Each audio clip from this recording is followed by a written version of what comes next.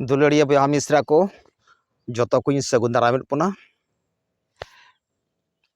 झारखंड पनत रे संथाली राजभाषा ओका लेका तेबुन लागू चुया ओना रिया देला बुन चर्चाया।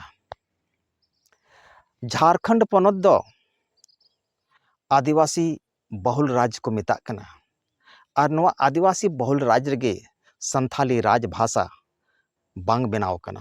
नवा दो अड़ी चिंता रिया विषय कना। झारखंड अलग राज्य रिया मकसद अवरी पूरा हापड़ाम कोवा ओका कुकमु थे कना आबोवा दिसम रे आबोवा राज ओना कुकमु दो अवरी पूरा। झारखंड राज्य रे जब संताली राज परसी बांग बेना तब तब दो हापड़ाम को कुकमु बांग पूरा। नवा भारत दिसम रे जहाँ तिना गी राज बनाव कना एकेन भाषा आधार तेगी बनाव कना।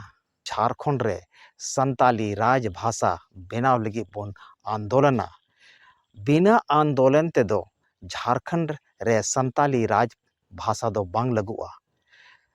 ओना एते देला बोन बोया भारत दिसम रेन बोया झारखंड पनत रेन बोया को देला आरहो मिदम जोरदार ढंग ते झारखंड रे संथाली राज भाषा बनाव लगी बोन आंदोलन मा इने मेन कते मुचाद केदा। जतो को जोहार।